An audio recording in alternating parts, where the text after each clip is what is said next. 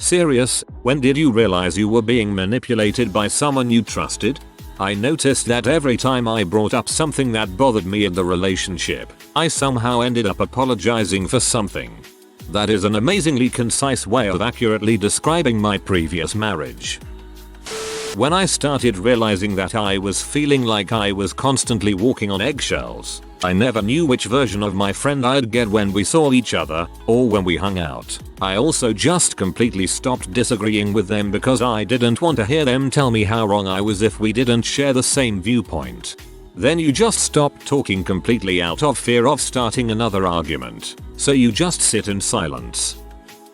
My best friend suddenly distanced herself from me, but every now and then she'd call and ask if I wanted to do something, and I was encouraged because I thought it meant that things were still good between us. It took me an embarrassingly long time to realize that she only called when she wanted to do something that required a ride, since she didn't have a car. The only thing I can say in my defense is that I don't use people that way, so I didn't recognize user behavior. You can bet I do now. Quarantine had woke me up to that as soon as I stopped texting first. They will never text me back unless of course they need a homework answer sent. I was living with my former best friend and his GF at the time. When I asked for grocery receipts, I trusted him and his ex to buy groceries. I didn't have a car at the time and our work schedules were different, so I couldn't go with them and they wouldn't provide any. The only reason I became suspicious was they started asking for a ridiculous amount of money for my half and the actual amount of food wasn't adding up. Up until that point they never asked for a crazy amount and I was content with our groceries. But I noticed they became extremely greedy. When I then asked to see a banking statement, they wouldn't even provide me with that either. At that point I just realized they were finessing me out of extra money and I started buying my own food. I just bit my tongue. We only had like 2 months left on the lease. They tried to gaslight me and make me seem like the bad guy any chance they had. Almost the entire time I lived with them actually. Eventually I grew apart from him once I moved away and the only reason he hit me back up was she cheated on him, so he probably didn't have anyone else to turn to. Go figure. We don't talk anymore. Frick him. Good on you for standing up for yourself and cutting him off. 8 years into the relationship, as we're sitting down he explains to me that the first couple years we were together he only saw me as a place to crash and free rides, but he loved me now. And even though I accomplished all the goals he set for me so we could get married, he said I never really thought you could do it. Oh, and also you got fat, but don't worry, we can fix it. It was like a magic veil lifted and I finally saw who he really was. Frick you, James. That must have been very hard to hear, but I'm so glad you saw his true colors and didn't get married. What a heck that would have been. My mother and I have always had a rocky relationship. She's always encouraged me to tell her what's wrong. However, anytime I would, she'd immediately go, sorry, I'm such a terrible mother. I give you everything you want and it's still not good enough. Why don't you just go live with someone you don't hate? Keep in mind this happens over small things such as mom. I'd appreciate it if you knock before coming into my room. You know how easily I startle and you barging into my room really upsets me. Update. I'd like to thank my psychopathic mother for all the upvotes, the awards, and for helping me find other people that relate to this bull's dramatic wave and bow. Respond with it's okay. I can forgive you. Just try to be better. She will over fricking load. I promise you. When your parents get a divorce, it's rare for both parents to take the high road and not twist the narrative to get the kids on their side. Having one or more parents talk crap about the other through their kids is pure manipulation.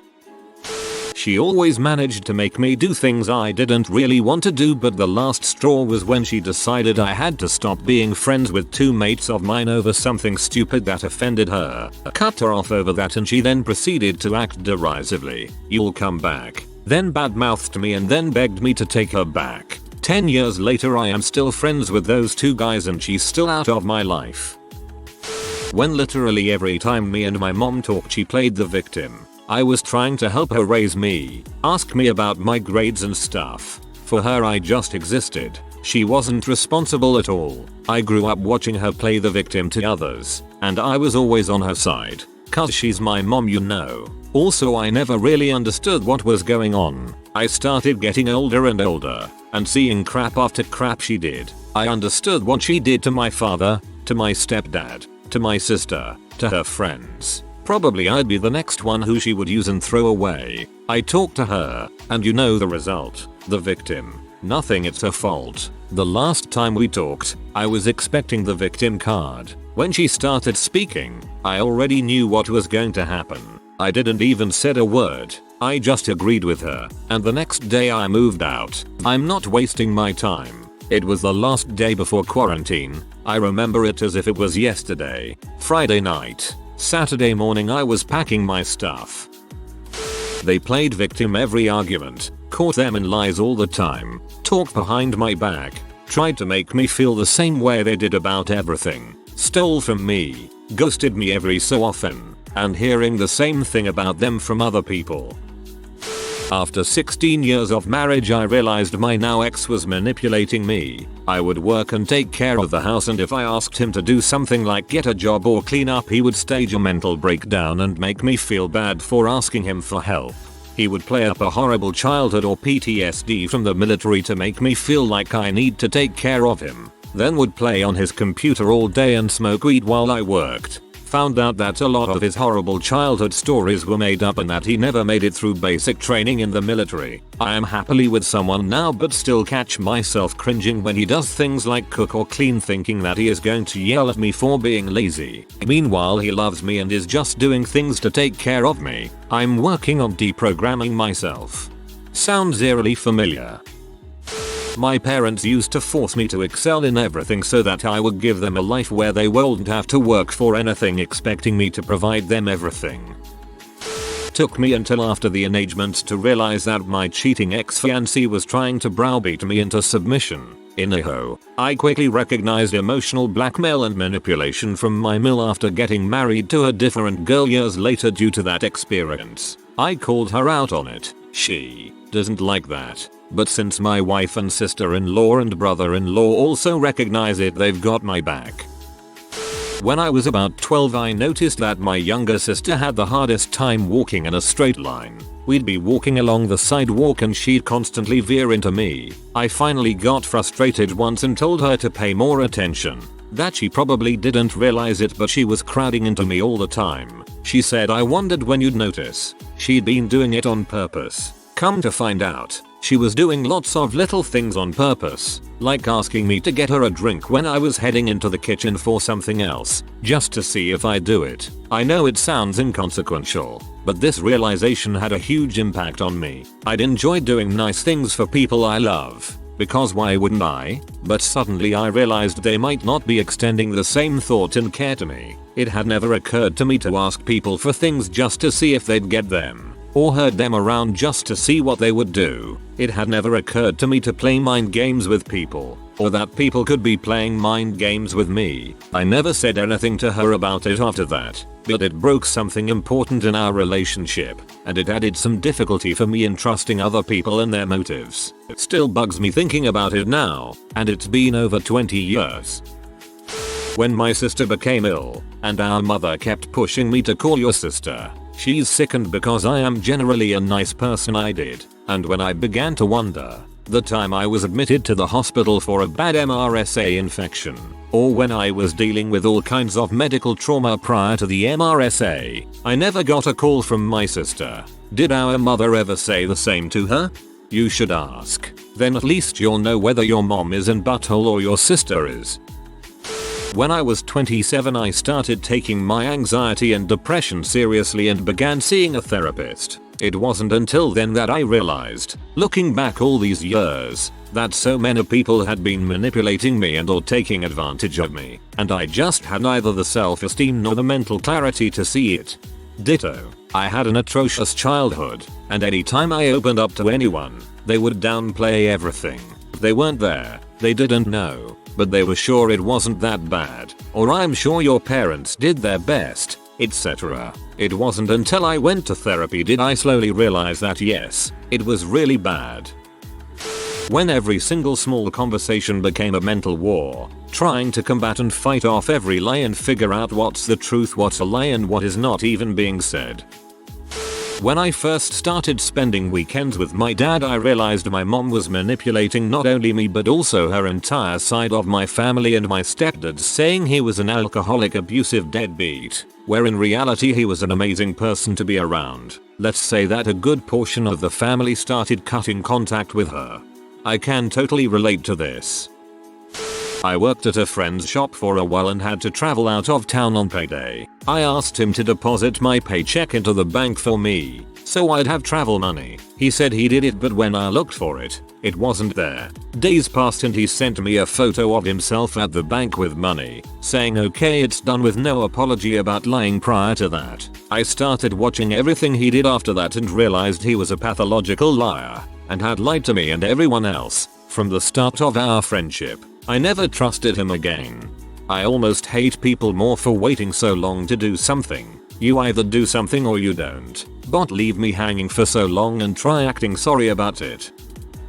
This is a long story, so bear with me on this one. Had a friend who always told me outlandish stories about herself. She seemed like a cool person and I found her very interesting. She had told me that she was born in Korea, lived there until she was like 7, moved to America, was held back a couple of years because she didn't speak English, and that's why she was 18 in the 7th grade. Went a few years thinking that was true, until I mentioned the story to my BFF and found out that she had been next door neighbors with my friends her entire life. When I confronted her about it, she claimed she never said that. Every story she ever told me about herself, she claimed never happened. It was really confusing, but I had a bad memory, so I just wrote it off as a misunderstanding on my part. Then she told us she was friends with one of our favorite pop idols. Still not sure how we believed this one. Told us she met 2 of them while in school in Korea, and that they introduced her to the rest of them. Took me a while to realize that was impossible,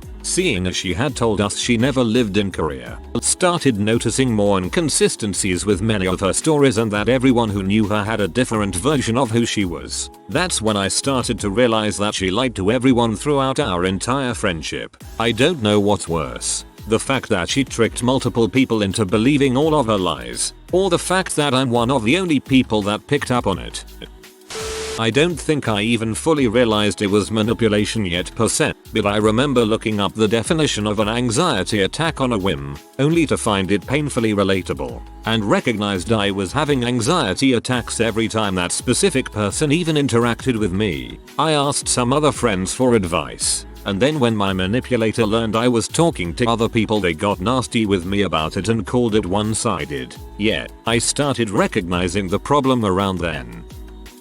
When I rewatched Tangled for the first time in years and cried for Rapunzel, Mother Gothel was so manipulative and I kept having to pause the movie because I kept remembering stuff that my mom did, like Rapunzel doesn't have a door but Gothel does, so she can lock Rapunzel out but Rapunzel can never do the same to her. And when Rapunzel asked to see the lanterns up close, Gothel says no and instead offers Rapunzel paints. I've never had a door that locks, and I can recall multiple times when I've wanted something even as small as a pack of cookies when I was younger and my mother bought it and let me have a couple and ate the rest herself, among other things. Emotional manipulation isn't talked about as much as it should be, and that's a big problem.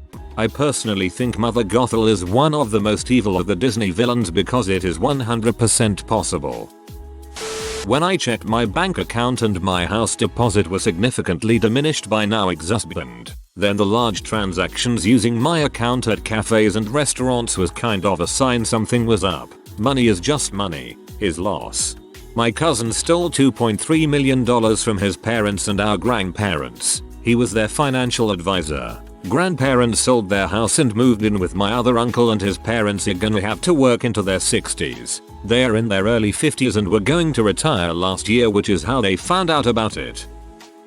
When after weeks of pitting me against my mom through lies and really horrible words, women aren't crap, your mom's a W, my stepdad kicked us out of the house for being annoying. I lived with my aunt for 2 weeks, one with my ma and brothers and one without them because they went back. I took most of that time to talk to myself about the kind of person he was and consider how I idolized him. I have a bad relationship with my father, so when I first moved in with my stepdad I latched onto him as a figure. Now after 4 years we have a dogshit relationship. I'll likely detest him for the rest of my life. I feel so horrible for my ma and how I treated her then, but I don't want to bring it back up. I told her I chose to live with him over her if they broke up. I never thought about how she felt hearing her own son say that until afterwards, and it'll haunt me forever.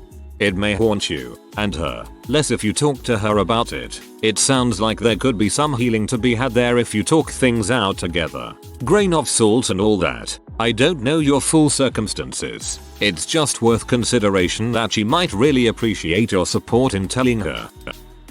Was my housemate and friend of about 4 years. He'd been working on a contract for about 6 months, which he was getting paid £16k at completion, so I'd been subbing him to help pay his rent and bills for the previous 4 months. Completion date came and went. I asked him when are they going to pay him so I could get my money back. I just fired lots of questions and he got flustered, and when asked what was the name of the company was, and he said I can't remember. You don't forget the name of the company that owes you £16k. Suddenly all the other odd stuff started to slot into place. We hadn't seen any letters from the estate agents or utility companies for a while. He claimed he'd sorted the bills and would deduct off what he owed me. Someone said that they'd seen him in a town where he wasn't meant to be. He'd always rush to answer the phone. Other people started coming round, then they'd go into a room and have an argument. There was no contract obviously. He'd leave the house in a suit in the morning, wait till everyone else had left, then go back to the house and hang out there until the evening. Wait for the mail and remove all the final demands from the utility companies, etc. The phone calls and arguments were other people he owed money to. Confronted him, but a bit too late. He vanished a couple of days later. Took his clothes and personal effects. Turned out there was another £3k of unpaid bills and rent I had to pay to get his furniture and crap cleared and scrapped. Ended up having to pay it all myself. Good news is, he loaned me his old phone, which still had all his contacts on it. So we started from A until we got to a person who said yeah, he's here. Did you want to speak to him? Sued him and got about half the money back. My mother always encouraged me to think for myself, to ask questions, to be curious. Then when I was in 6th grade she brought me to church, and every answer was because this book says so, which was further confounded by but not this part, or this part, and you're reading this part wrong. It confused me, and I wasn't old or strong enough to know how to handle it. Then I caught her making out with another woman. After she told me that gay people go to heck. It was late into high school before I realized just how much of what she said and did was to further her own deluded agenda, often at my expense. The religion piece though is 100% relatable. My ex-GF used to manipulate me with various tactics like gaslighting, the Benjamin Franklin effect, emotional manipulation, and when I told her no she would say, oh you're so manipulative, even though I am nothing but encouraging and I'll never tell a person what they can and cannot do.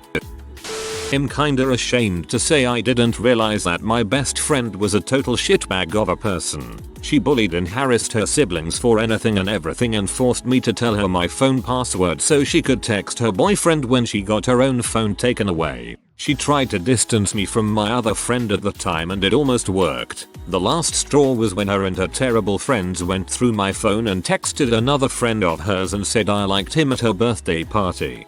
Thankfully a friend of hers I barely knew stepped in and told me what happened, and she talked to me and stuck with me until my parents could come pick me up. I felt like everything was my fault for so long because my parents said I shouldn't have trusted her and put the blame on me.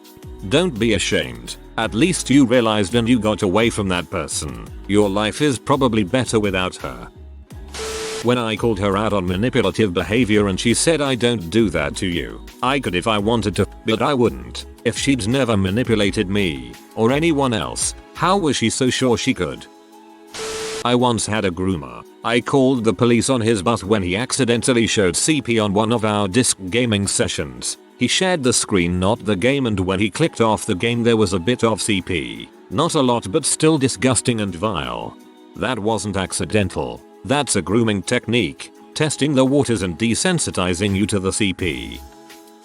This was a year or two ago. I was an isolated homeschooler. I was online most of the time and didn't have any friends. I became friends with a boy online. After a while, we became best friends. And then I fell in love with him. He was a psychopath. He told me sometimes that he wanted to kill people. I tried to get him to go to therapy and get help, but he never did. He had a girlfriend, so I tried to not ruin their relationship because she was nice. Still, he flirted with me. I slowly realized he played the victim every time we fought. Usually I would just apologize for it so we could be friends again. Finally, one day, we were talking and he told me that he beat his father up for taking his phone away. I left the website and didn't come back. It was a rough 8 months. He was my first love. It has been almost 3 years since it happened. I am now doing okay.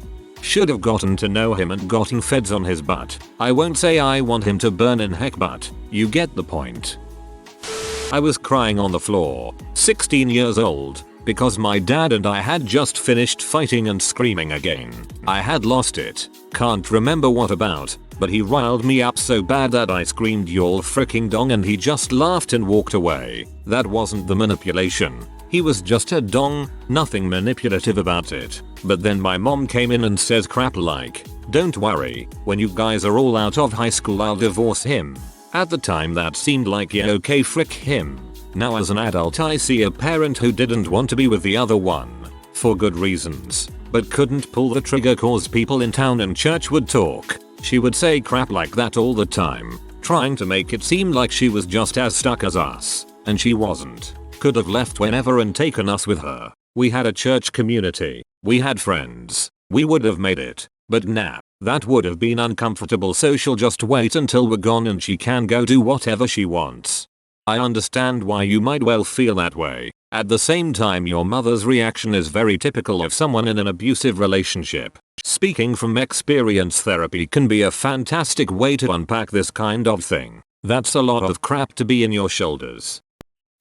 Boyfriend of 15 years. We met when I was 18. He was 35. Near the end of our relationship, I began to see how he had manipulated me from the beginning. Slowly but surely, he kept me in the house. I lost all my friends because they grew tired of inviting me out etc and me always turning them down. I've always suffered from depression, and he would use that against me. "You're overreacting. It's your depression. Why are you so sensitive?" I was walking on eggshells 24/7 so he wouldn't get mad at me for whatever reason. COVID and the quarantine was actually the best thing that could have happened to me. I was able to leave for good and go stay with family. I started seeing a therapist again. I had stopped because he thought depression wasn't real and I was being over dramatic. They helped me to see how he was gaslighting me and emotionally abusing me. It still is tough. Part of me still misses him. I know it doesn't make sense, but it was a 15-year relationship. My family has been my rock.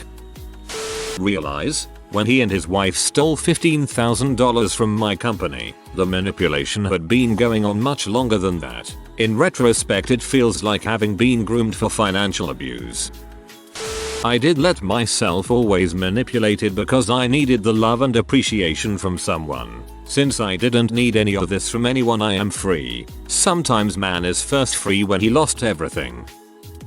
When I was brushing my teeth and her phone rang and it was her ex who beat on her, I looked at her lock screen and he had sent her a message asking if she was going to come visit him that day. I know this is cliche to talk about an ex, but my ex mind fricked me often.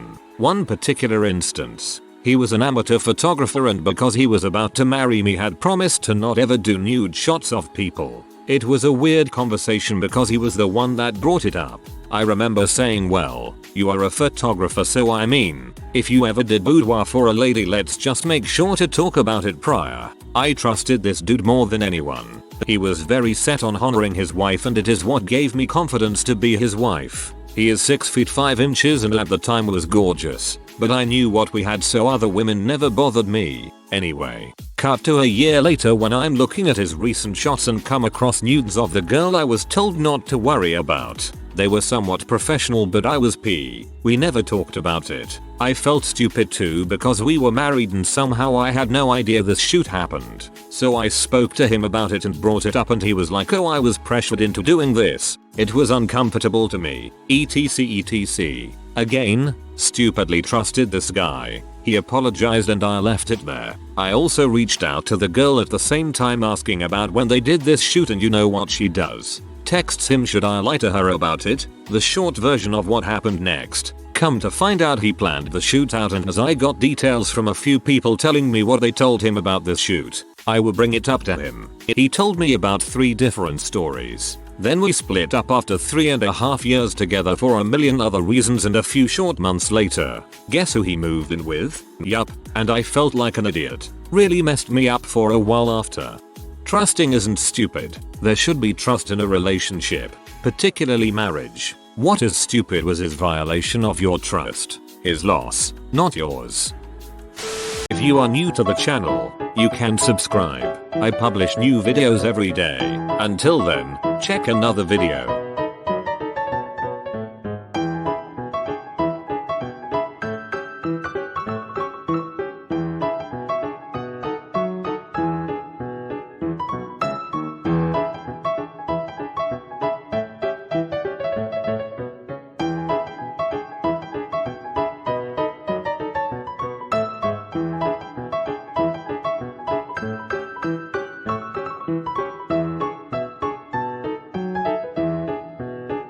Bye for now.